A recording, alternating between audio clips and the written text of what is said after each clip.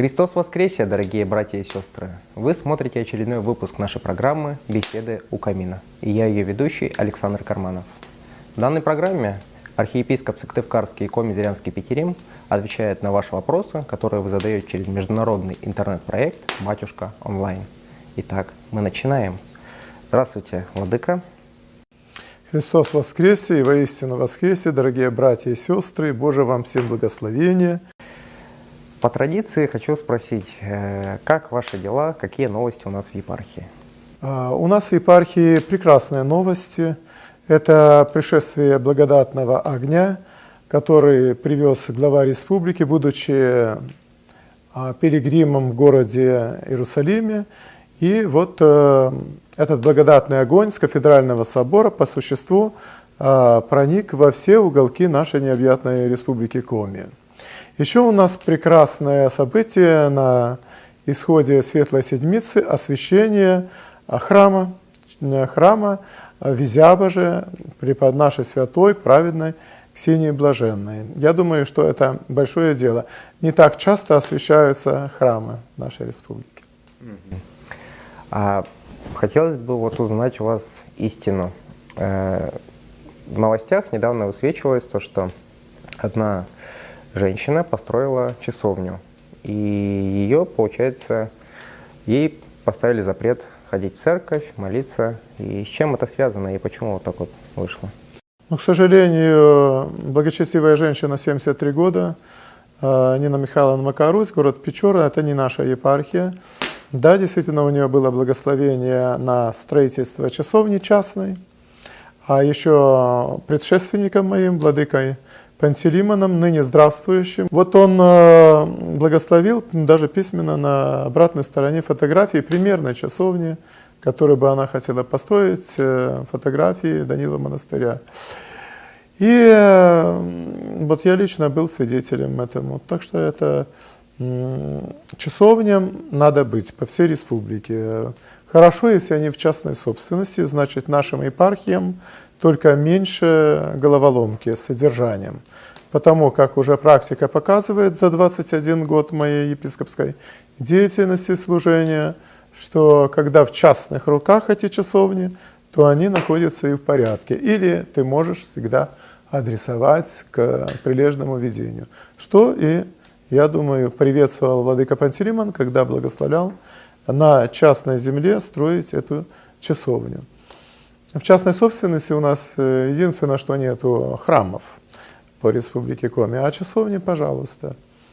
Я думаю, что когда будет митрополия, а это зависит от святейшего, то Межепархиальный совет, возглавляемый митрополитом, будет, конечно, такие вопросы урегулировать, отслеживать по всей республике. Угу. А почему все-таки вот так вот получается, это просто недопонимание сторон или как вот это можно объяснить? Да, я думаю, это не согласованность. Видимо, владыка только 1 год, где-то что-то неведение, и я думаю, что это не согласованность. Угу. Также вот по республике ходит такая новость: умер священнослужитель. Кто-то говорит, что его убили, кто-то говорит, что он закончил жизнь суицидом, кто-то говорит по болезни. Что все-таки случилось? К сожалению, у нас в обеих епархиях, и в Воркутинской епархии, и в Сыктывкарской, умерли священники. Там, скажем, зимой где-то приблизительно, может быть, январь-февраль, смерть яхщета по фанатизму, борьба с неведомым каким-то 666 недоказанным в паспорте. Вот, это фанатизм, причина смерти. Фанатос переводится смерть, значит, фанатиком не надо быть. И вторая смерть, это в Сыктывкарской епархии, Каратаев, отец Роман, тоже приблизительно одного возраста, 40-летнего, оба священнослужители. Похоронили мы, кстати говоря, в Ульяновском монастыре, родители приезжали в этом случае в нашем. Но священник злоупотреблял спиртным. На данный момент у нас ни одного священнослужителя, злоупотребляющего спиртными, нету, но все равно жалко. Как священник он был неплохой, я бы сказал. Более того, образованный. Но вот такая болезнь. Сейчас надо бороться церкви и обществу и с злоупотреблением суррогатов различных. Опьянение может наркотическое быть, не только спиртными. И, конечно, все силы направить ведь против суицида. А был бы он фанатичным примером, так сказать, или причиной фанатизма, как это случилось с отцом Варфоломеем вот в этой местности, в нашей глуши, в Селемской. Или бы это были другие случаи, которые вот у нас в интернете наблюдаются часто, синий кит и так далее, где нашу молодежь прямо затаскивают к совершению этого акта суицида. Мгм. Вот, думаю, достаточно радостная новость. Случилось вчера, вот буквально прочитал, запретили так называемую религиозную организацию «Свидетели Иеговы». Что можете рассказать про эту организацию? Ибо многие не понимают, в чем заключается вообще секта, чем это может закончиться, чем это чревато, и чем вообще занимается секта? Вот возьмем любую секту, даже пусть это не секта, а распространенное вероисповедание. Да?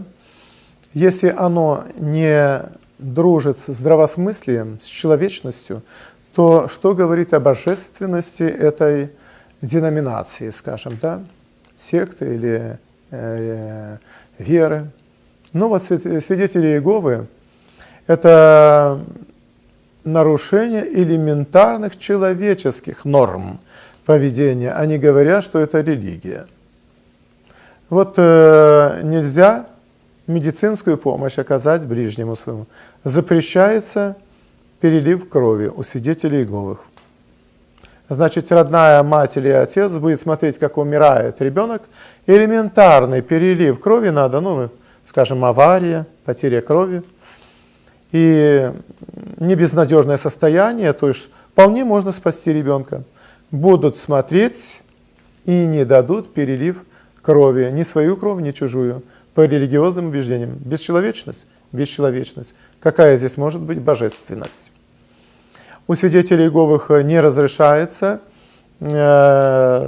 служить, так сказать, в армии, брать оружие, и, как и у многих, скажем, протестантских религиях, тоже это наблюдается. И вообще признается любая власть сатанинской. Вот у свидетелей Иеговых это бесчеловечно. Потому что представители власти – это все-таки, как оно должно быть в лучшем варианте, лучшие люди общества. И как их называть сатанистами, врагами, но это более чем бесчеловечно. Я не считаю такие организации, что они выдерживают критерии на человечность, а тем более, что претендуют на какую-то божественность. И никакой Бог, который бы исповедовался любой там религии, да, не выдерживает никакой критики на божественность и на человечность даже. А что уж говорить о божественности. А потом уже будем говорить об истинном исповедовании. Но это потом. А на первой стадии, говоря о человечности, ни свидетели Иеговы, ни храм Солнца, ни храм Семья, ни другие деноминации религиозные не выдерживают этого экзамена на элементарную человечность. Угу. Спасибо. И вот такой крайний вопрос, относящийся к нашей епархии. Потом уже перейдем непосредственно к нашим читателям. Очень много вопросов поэтому поступало, и многие просят как-то отреагировать на это официальному лицу. Был у нас такой сотрудник Иоанн Руслан Искандаров, который очень прославился на нашу республику, и люди просят объяснить, почему он ушел из епархии, какую работу он вел, и почему он вот так высказывается против священнослужителей, сотрудников епархии, и почему он вообще себя так ведет. И почему раньше наша епархия не могла его поставить на место. Вот этот человек у нас был на полставки сотрудником, епархиальных ведомостей, сайта епархиального. Он поменял веру. Он не так долго у нас был, несколько месяцев. Но поменял веру, и я считаю, что этим все сказано. И я не убежден, что он там принял эту веру с осознанием. То есть это старообрядчество, беспоповство. Беспоповство считается самой настоящей сектой, ересью. Если со старообрядцами поповского толка у нас есть снятие проклятия, какое-то сотрудничество, то с беспоповцами, старообрядцами никакого сотрудничества у церкви нету. То есть это ересь из ересей, и заблуждение из заблуждений. И ни в коем случае нельзя слушать, что этот человек может говорить о православии или о священнослужителе православия. Этим самым нарушается закон, и этот человек, будучи старообрядцем, беспоповцем, он нарушает закон, то есть сеет межрелигиозную рознь. И это только следует христианам, любым христианам православным, которые его читают, или видят, или слушают, подать в суд на эту самую, по этой статье, сеяние межрелигиозной розни.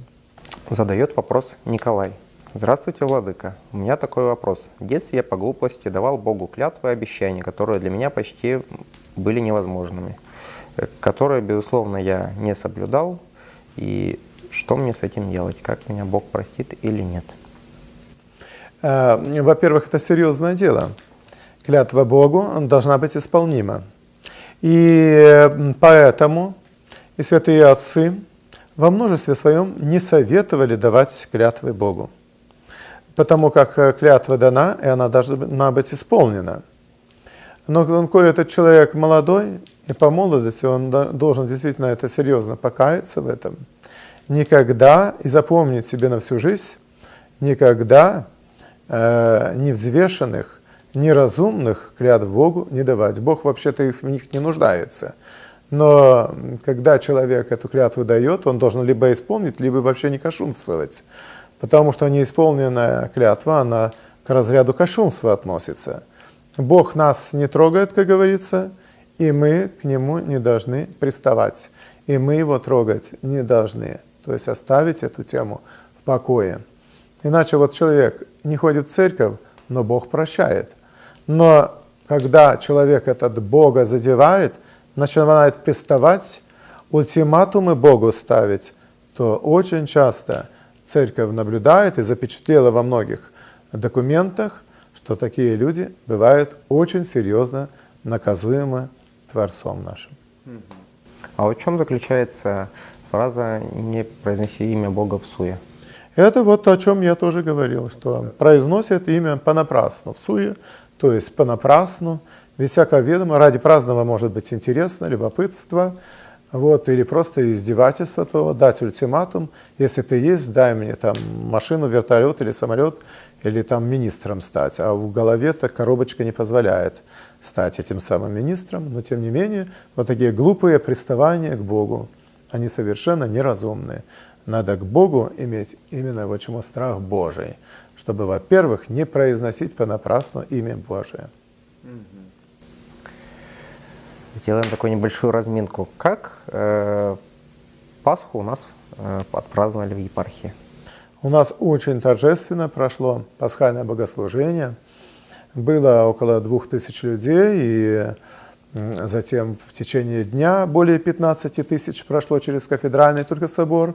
Во всех храмах, во всех городах прошли крестные ходы как около храмовые, так и по городу. У нас в Сыктывкаре по городу храм шел крестный ход от епархии до кафедрального собора. Это народные гуляния были, сцена поставлена перед оградой соборной, пели религиозные песни и мирские песни, но это за оградой. А в самом соборе проходило множество богослужений, скажем, как пасхальная заутренняя и ночная служба, также и совершалась литургия дополнительно в пределах нашего собора. У нас 4 предела с алтарями и престолами. Значит, и в 7 утра литургия была, и в 9 литургия была, и в 17 вечера вечернее богослужение, и в течение дня дежурные священники освящали куличи и пасхи, яйца и так далее, и совершали необходимые требы, молебны или крещения, кто что заказывал.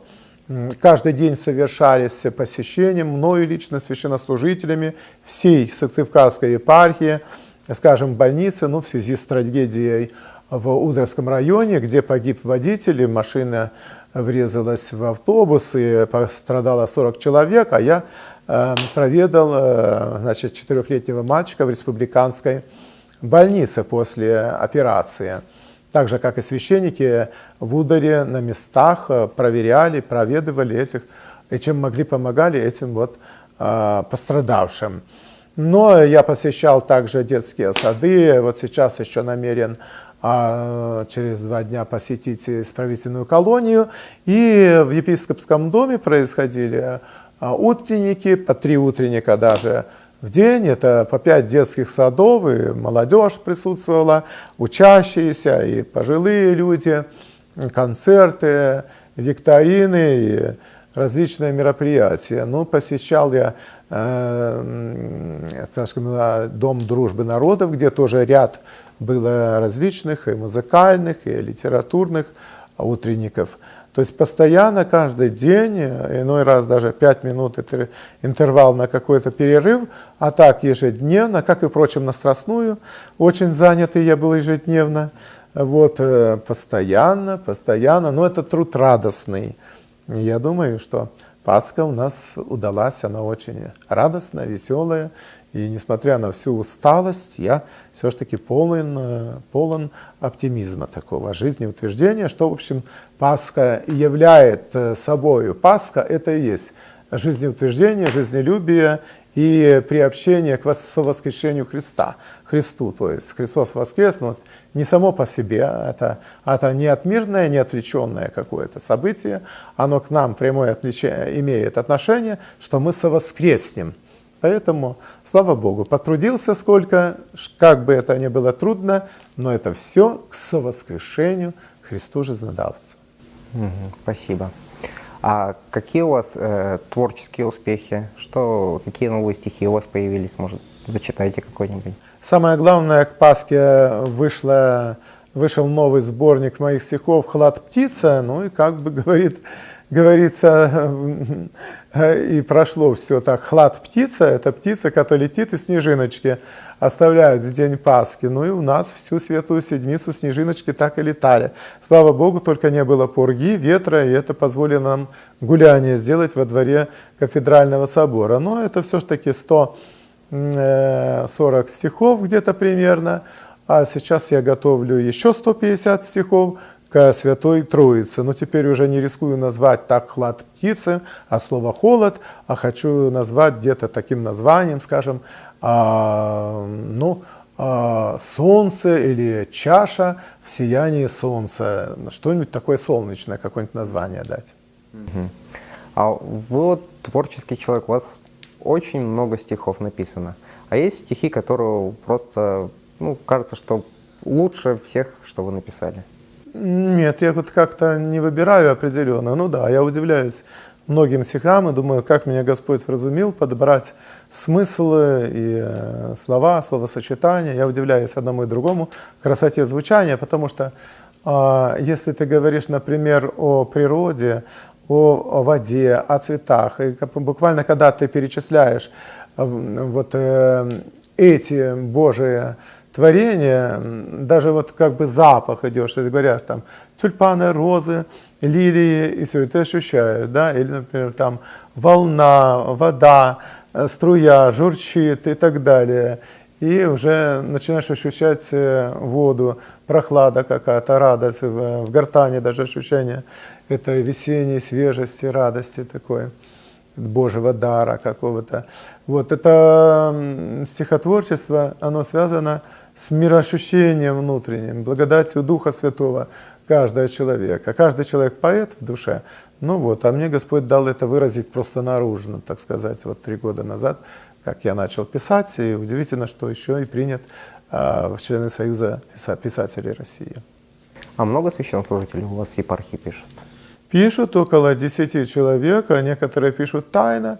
Ну, например, если человек писал стихи мирские, а он стал священником, он просто не хочет на народ выявить стихи, посвященные своей матушке, пока она была девушкой, скажем, при встрече до женитьбы. Вот. Священник, в общем, должен этикет какой-то держать. И вот у меня религиозные стихи, их можно представить. Не у каждого священник может представить стихи, которые он писал. Но вот так 10 человек мы можем представить, которые могут писать духовные стихи. А вообще в республике идет возрождение. Некий такой и ренессанс, мы скажем. Многие священнослужители и миряне пишут духовные стихи. И даже вот член Союза писателей России Андрей Канев, хотя он прозаик и писатель, а он еще и поэт, и сейчас у него пошел ряд прекрасных стихов духовных, потому что он поступил в духовное наше училище, но преобразованное в центр подготовки кадров, священнослужителей, катехизаторов и так далее. Ну вот он, значит, уже теперь с делом, сознанием дела начал писать стихи, и мы хотим выпустить духовный сборник таких стихов к Дню Троицы. 3 поэта, значит, Троице Святой посвящается. Это Щукин Николай, член Союза писателей России, Андрей Канев и я, ваш покорный слуга. То есть 3 поэта, и получается, что вот еще задействован ряд, потом после Андрея Канева, нашего, значит, секретаря, он еще секретарь, действующий секретарь коми отделения Всемирного Русского Народного Собора, и вот еще много-много теперь с ним подключается и молодежное движение молодых поэтов, они проводят в здании Дружбы Народов тоже поэтические вечера. Вот, начинает такое возрождение по всей республике поэтов, прозаиков и писателей, именно православных, к которым, например, уже у меня никаких претензий нету с духовной, значит, богословской точки зрения. Спасибо. Задает вопрос Полина. Батюшка, помогите. Убили моего отца, я с ним не общалась много лет, всю жизнь прожил в грехе, пил и поднимал руку на мать и на меня. Последние 6 лет для него были тяжелые. Сначала слегла с онкологией бабушка, его мама, и 3 года он один ее выхаживал. Потом он потерял работу, и бабушка умерла. Работу так и не нашел, жизнь прекратилась по наклонной. Квартира, в которой жил, пришла в запустение, связался с плохой компанией. Пытались помочь, как могли. Был не против попробовать начать все сначала, если мы ему поможем. Помогли устроиться на биржу труда, даже на собеседование ходил. За неделю до его смерти пытались с ним встретиться, обсудить его переезд в другое жилье, подальше от его собутыльников, чтобы наконец начал новую жизнь. Но не складывалось. То трубку не брал, то не здоровилось. А через несколько дней пришло известие, что его убили, его же собутыльник. Ну вот видите, Господь хочет и спасения грешникам, в данном случае понятно, что за человек, и когда оканчивает таким мученическим концом, в смысле его убивают, то эти убивающие, они как бы берут грехи этого человека, потому что он уже не может насильственным образом, он не может покаяться. Хотя вот видите, он там и каялся, все сначала хотел начать, и вот это хотение сначала начать, они ему прервали. То есть ответственность несут очень огромную вот те, кто его убили. Значит, Господь каждому человеку все равно какими-то ему ведомыми путями приводит к спасению. Я думаю, что Господь привел этим самым его к спасению, но за него следует молиться. Значит, уже будет легче молиться за убиенного, чем, например, за суицидника. Вот, следует подавать на литии за упокоенные, годовые, вечные поминания, скажем, при храмах у нас некоторых есть. Вот, но и не сомневаться, что Господь его простит. Спасибо. Задает вопрос Валентина. Здравствуйте, помогите советом. Меня обманул достаточно близкий человек. Я, конечно же, не сдержалась и в ответ наговорила слов, о которых теперь сожалею. Вопрос в чем? Как теперь дальше вести себя с этим человеком? Я прошу прощения за свои слова. Я уже и простила их, что поделать, если человеческая природа не знает границ жадности и подлости. Но как мне дальше вести себя с этими людьми? Совсем не общаться не получится, они родственники, но и по-прежнему не будет. Я в затруднении. К сожалению, вот порог такой, когда человек много гадостей говорит другому, да, и просто по вспыльчивости хамит, грубит, это не христианское поведение.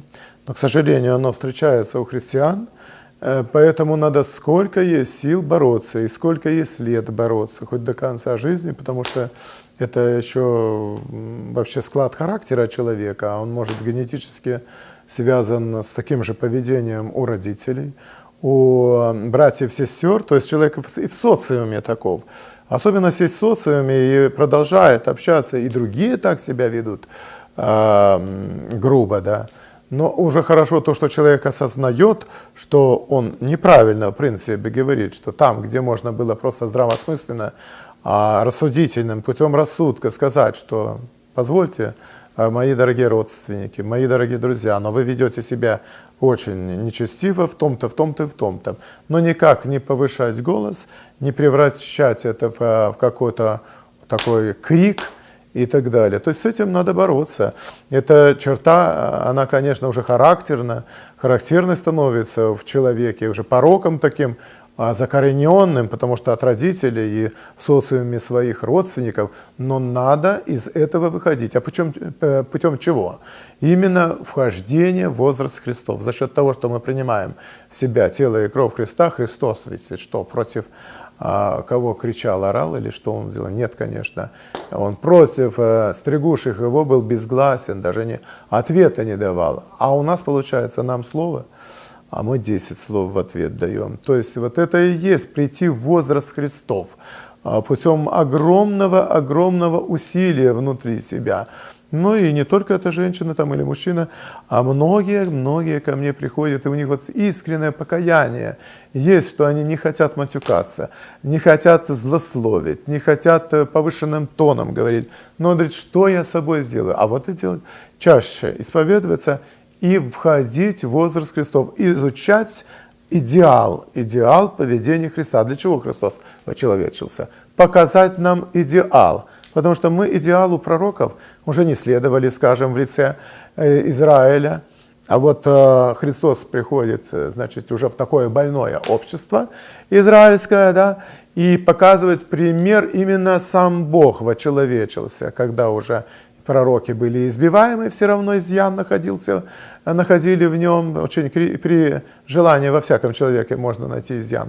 Так и здесь. Ну, вот именно путем вхождения в возраст Христов, изучение примера Христова, поведенческие какие-то. Ведь посмотрите, Христос Бог, но у Него ведь поведенческие, золотые для нас примеры есть. На кладбище, пожалуйста, слезы, сочувствие Марии и Марфе, где вы ее положили, увидели, как он любит. Иерусалим, пожалуйста, он смотрит гибель Иерусалима, предусматривает слезы у него, да, и так далее. То есть и это идеал для, смотри, ну только бы так подумал бы про себя. А в этой ситуации обличить надо сказать, что вы не правы. Но, а как бы Христос поступил? Он что бы вот орал, кричал, матюкался? Нет. Значит, надо мне войти в образ Христа, прекратить поведение, которое позорит имя христианина. Вот я бы так посоветовал этой женщине. Спасибо. Задает вопрос Мария. Благословите, Владыка, не знаю, что с собой делать. Несколько месяцев назад Господь направил меня к своей вере, осветил меня благодатью веры в Него. Хотя до момента, как это случилось, я была типичная девушка 21 века, которая ничего не знала о том, кто и что такое Бог. В общем, была неверующая. Теперь собираюсь, но никак не соберусь ходить в храм, не на службу, чтобы приобрести молитвослов для повседневной молитвы. Хотя я ежедневно и так молюсь теми молитвами, что выписаны мною из интернета, но сие не удивляет меня. И для того, чтобы читать покаянный канон перед первой жизнеисповедью. И вот я неделю уже 2-3 пытаюсь найти в себе силы пойти в храм для приобретения молитвослова. Душа так и просится туда, в храм, хотя бы за этим. Даже заранее планирую поход туда, воодушевляюсь. Вот я куплю молитвослову, нужны молитвы. Появляется раздражение, но все и вся хандра, лень, ненависть, обида к ближним начинает очень сильно грешить, что даже перекреститься перед иконой при близких стыдно, ибо своим поведением я порочу имя Господа и православную веру. Из-за этого не могу заставить себя дойти до храма. Это просто ужас. А через несколько дней все это проходит, душа снова просится в храм. Как мне быть? Это просто ужасно. Я не справляюсь с нападками беса, владыка. Мне стыдно из-за своих грехов, а ведь душа у меня явно тянется к Богу. Подскажите, пожалуйста, что мне стоит делать, как мне быть со всем тем, простите и благословите. Вот уже путь так обозначен. Это пример следования Марии Египетской преподобной, которая именно так же заметила. Вот в данном случае что-то не пускает купить молитвослов, что-то не пускает начать молитвенную жизнь как положено, утреннюю, вечернюю молитву и так далее. И Мария Египетская также заметила за собой, что какая-то сила не дает ей войти в храм, поклониться животворящему древу. Праздник как раз был Креста Господня, люди входили, а она не входила. Но на самотек она такое дело не оставила. То есть она попыталась первый, второй раз, не могла войти, как воздушная сила ее какая-то отталкивала от дверей, когда видимых препятствий никаких не было, то она приняла усилие, дала обещание Богу, что вот если Он допустит ее до этого креста Господня, то она бросит свою греховную жизнь и так далее. И вошла беспрепятственно. То есть именно здесь нужно обратить внимание, что да, вот сейчас какая-то сила против меня явно уж борется, но ведь значит есть Бог и есть нечистая сила, и значит это очень серьезно, значит мне нужно последовать примеру Марии Египетской, других святых и побороть. И видите, побороть оказывается потом легко, когда обещание определенное Богу, молитва определенная Богу, да, своими словами. И человек уже беспрепятственно пошел. Также и это. Может пойти беспрепятственно купить молитвослов, но Мария Египетская дальше что? Она обещала и желала, все исполнила. Так и здесь. Купить молитвослов, но уже его иметь в повседневном обиходе. Утренние, вечерние молитвы, перед причащением эти 4 канона читать, и в определенных случаях жизненных, при заболевании ближних там есть молитва, и при путешествии тоже молитва есть, или, например, в путь в дорогу. Все это молитвословие есть определенные последования, и, конечно, ими пользоваться. Спасибо. Здравствуйте. Стоит ли, познакомившись в интернете с воцерковляющимся юношей, переводить общение в жизнь? Мои взгляды и душа человека устраивают, а вот о внешности такое сказать не могу. Ему она может и не приглядеться при встрече из-за некоторых нюансов, которые на фотографии присланных ему не видно. Как быть? Стоит ли знакомиться с ним в жизни? Правильное вообще знакомство, начавшееся с интернета? Я думаю, что в интернете знакомство может быть очень обманчивое. Это 1, может быть, или несколько процентов из 100. А все-таки надо знать человека явно. Потому как и даже явно человек дружит какое-то время, не обращает внимания на психологическую разность интересов. А потом, оказывается, поженились, и муж только смотрит, там, скажем, хоккей, футбол, а что вообще женщине, в принципе, ну не каждой, но, в принципе, неинтересно. И потом, и так далее, и тому подобное, разность интересов. И оказывается, они разные люди. То есть круг интересов, он должен быть обозначен. И этот круг можно узнать только при личном контакте, личном общении. Потому что в интернете ты даже не знаешь, кто с тобой переписывается. Может, вместо мужчины женщина переписывается, вместо молодого человека пожилой человек переписывается. То есть это может потом не свои слова копирует или пишет тебе переписку, которую использовал в предыдущей переписке. То есть это надо очень быть осторожными со всеми этими видами переписки в интернете. Угу. Задает вопрос Лариса. Благословите, владыка. Скажите, как относиться к таким фотоправославной группе, где актер в сане священника, насколько я знаю, все еще в сане священников, в светской одежде держит в руках Евангелие и чашу как кубок? Считается ли это кощунством? Я считаю, что священнику неприлично сниматься и быть киноактером. Это позорит церковь. Об этом вот и поднимался вопрос Священным Синодом, и вопросники такие прошли по всем епархиям. Они сейчас на стадии обсуждения, дискуссии. Не всякая профессия может совмещанием быть со священным саном. И поэтому мне глубоко вот неприятно видеть священника, который снимается в фильмах и играет светских людей. Я считаю, что это кощунство, но это мой личный взгляд. А допустимо вообще, например, играть в фильмах священников, то есть рассказывать про церковную жизнь? Это, пожалуйста, светский актер, он играет священника. Если это не кощунственное, значит, изображение факта какого-то, то, пожалуйста, пускай играет. Ведь и священник тоже человек, и актер человек. Главное, чтобы это не позорило церковь и не позорило этого священника. Угу.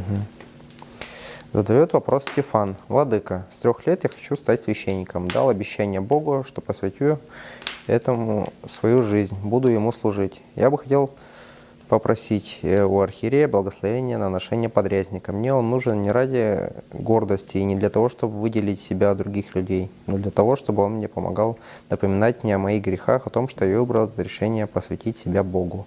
Алтарник Стефан, посоветуйте, пожалуйста, можно ли так сделать?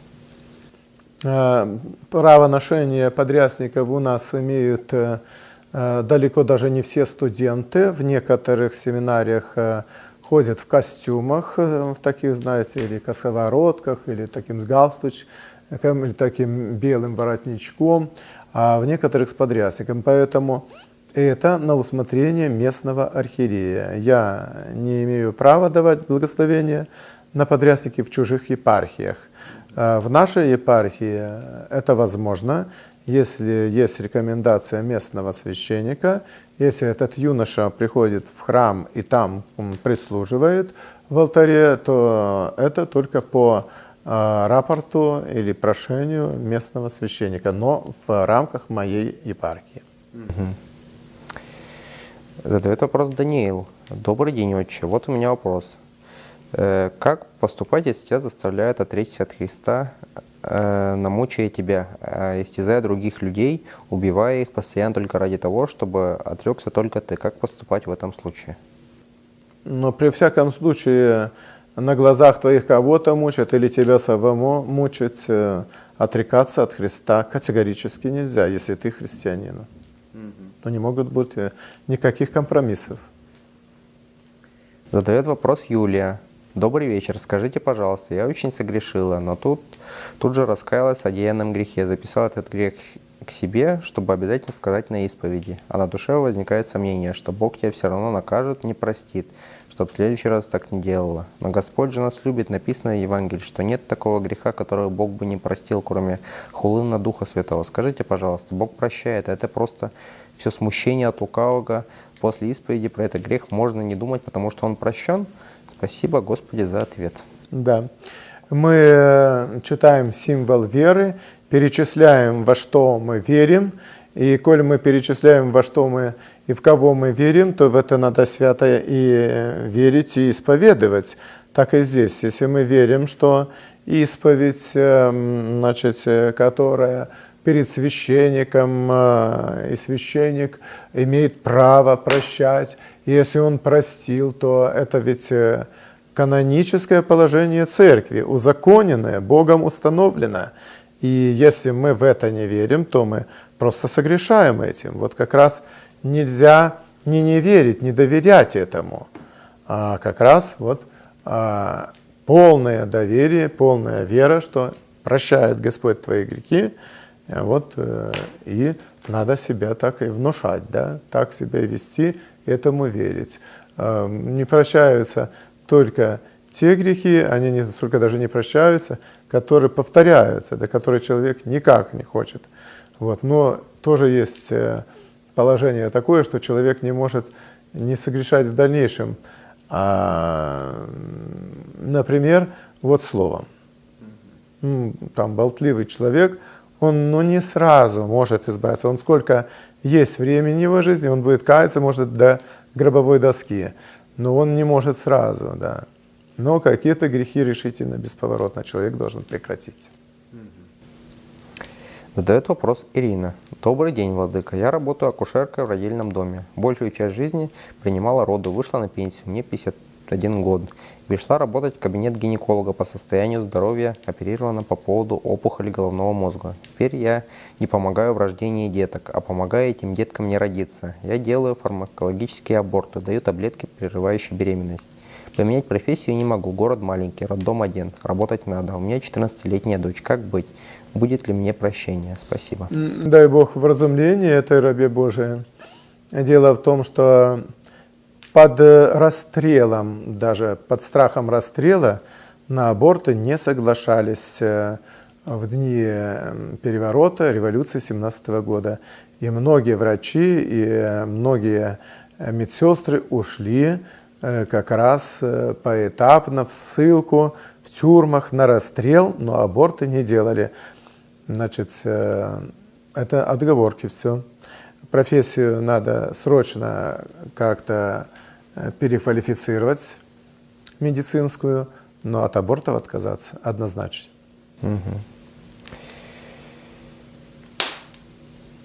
Задает вопрос Андрей. Добрый день. Всякий грех и хула простятся человеком. От Матфея 12 по 31 стих. Это действительно так? Да, если человек сознательно хулит Бога, а вот сознательно хулили Бога и первосвященники иудейские, они видели, что это Бог. Но они настолько были другого духа, что они Бога ненавидели, они его распяли. То есть вот это хуление. Значит, хулят Бога те, у которых уже заложено, значит, может быть, от родителей, может, в социуме, в котором они живут постоянно, вот атмосфера хуления, стараться от этого выйти. Это очень редкий случай, конечно, спасения от этого, но хулить Бога, который тебя не трогает, да, никакой стороной, ни в коем случае нельзя. Хула на Бога не прощается. Это написано в Слове Божьем. Надо помнить это и всегда закрывать свои глаза и уши, отворачиваться от тех, кто хулит Бога. Спасибо. Задает вопрос Дмитрий. Здравствуйте. Есть такое поверье, что нельзя носить чужую обувь, например, отдали Иезу. Что на этот план считает церковь? И лично ваше мнение? Я не считаю. Тут про обувь такого в Священном Писании не написано. Мы раздаем поношенную обувь, у кого кто не имеет, так же равно, как и свою одежду, как говорится, снимаешь одежду или отдаешь одежду, вот, или делишься одеждой, которая у тебя есть запасная, с неимущим также равна и обувь. Единственное, что грибковые заболевания, прочее, может, зараза, но оно исцелимо. То есть надо как-то продезинфицировать эту поношенную обувь и спокойно ее носить. Угу. Вот это просто Татьяна. Здравствуйте. Мы с мужем крестный одного ребенка, мальчик. Расписались после того, как крестили. Тогда и не думали быть вместе. Подскажите, что нам делать в этой ситуации? Ну, в этом случае крестным, вот по моему убеждению, крестный может в этом плане только один. Если это мальчик, значит, вот муж, он крестный, а она уже, значит, тогда отпадает. Но не могут быть мужем и женой крестные одного ребенка. Угу. А как вот им быть в этой ситуации, если уже вот получилось так? Если они уже... Ну, нереальностью считать. Значит, тогда только мужчина крестный этому мальчику. Угу. Уж разводиться, естественно, не надо. Спасибо. Ну вот на этом закончились вопросы. Спасибо вам, дорогие братья и сестры, за ваши интересные вопросы. На этом наш выпуск завершен. Владыка, огромное вам спасибо за продуктивные вопросы. Спасибо, что так хорошо все рассказали. Спасибо за внимание и Божие благословение нашим телезрителям.